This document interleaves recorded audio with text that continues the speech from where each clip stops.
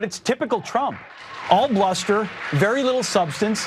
He talks a tough game, but then when pressed on it, he's an armchair tough guy. I hate to say it, but this is a guy who said that John McCain is not a war hero, yet he sought his own 5 military deferments. Oof. You just watched a clip of the man that Donald Trump has nominated as his defense secretary, Pete Hegseth, who's of course also a host over at Fox News. He called him very low substance, said he's all bluster. Now the commentary, especially with the inclusion of the late Senator John McCain, indicates that this was during the 2016 election.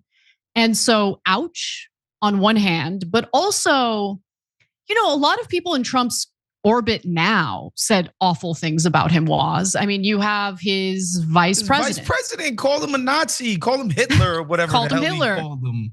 Yeah, exactly. A bunch of Republicans. He's kind of been like, in terms of Republicans who in the past were against him, as long as they kissed the ring, he's kind of let bygones be bygones with a lot of these guys. And I would be shocked if Hegseth didn't have to take like a straight up like a mafia oath type of thing. Like, you are going to worship me at every single turn, and I'll empower you or whatever. Like, if he would have literally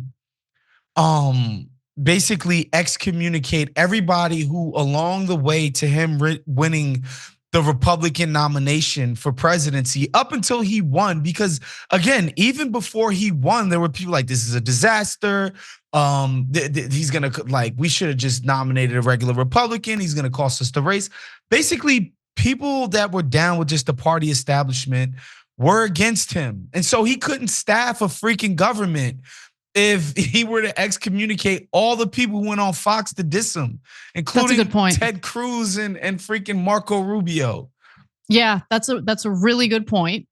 And a lot of these people did turn around and suck up to Trump because look, the fact of the matter is Trump is as powerful as he is within the Republican Party because of the Republican voters. Like, the Republican voters have effectively rejected the traditional conservative Republican figures, people like John McCain, and look, John McCain, definitely a lot of things about him I didn't like, but he was a prisoner of war. And when he had an opportunity to be released, he didn't snitch. Yeah. He didn't snitch. Yeah. I mean, like, there were things about him that were admirable, right? And so when you consider that with the fact that Donald Trump, was a draft dodger and lied about bone spurs, like, it's kind of rich to hear Trump, say such terrible things about John McCain because of the fact that he was a prisoner of war. But anyway, putting that aside, speaking of another, traditional conservative Republican, you have Lindsey Graham, who thinks that this Unearthed video is real bad for Hegseth. He says, I think some of these articles are very disturbing. Hegseth obviously has a chance to defend himself here, but some of this stuff is it's going to be difficult. And so he's not just talking about the Unearthed video. He's talking about the allegations of, a woman alleged that he had sexually assaulted her. Then there were other allegations coming from people like his staff members when he was the head of the CVA. Then you have this unearthed email that his own mother had sent him talking about how he's, abusive toward women. So, like, if he had a squeaky clean background, I don't think that Trump would sour on him over what he said about Trump in 2016.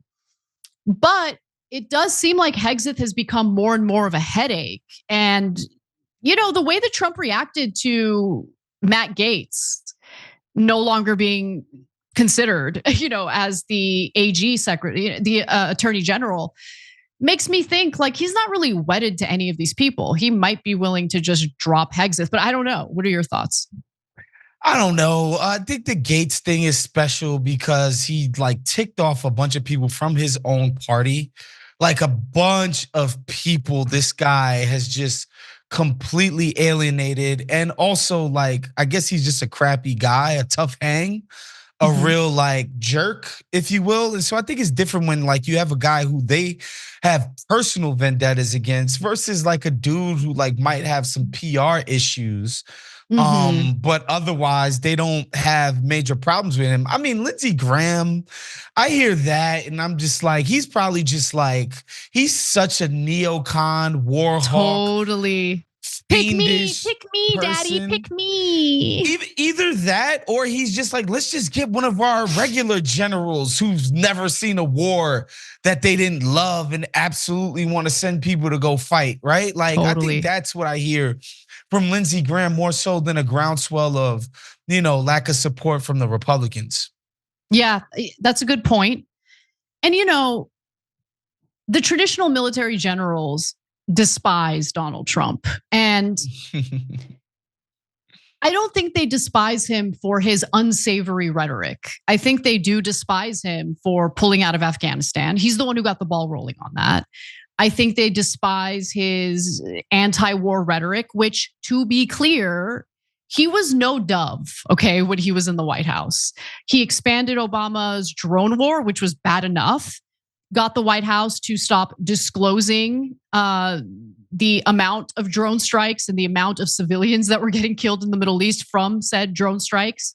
When there was a bipartisan resolution to pull US support from the Saudi-backed rebels or whatever, or Saudi-backed coalition in Yemen, Donald Trump took it, ripped it up. He's like, I don't care. We're going to continue helping to bomb the hell out of Yemen, which led to a famine and was absolutely disastrous. Like, he did things that were awful foreign policy wise. Obviously, ripped up the Iran nuclear deal, paving the way for Iran to develop a nuclear program.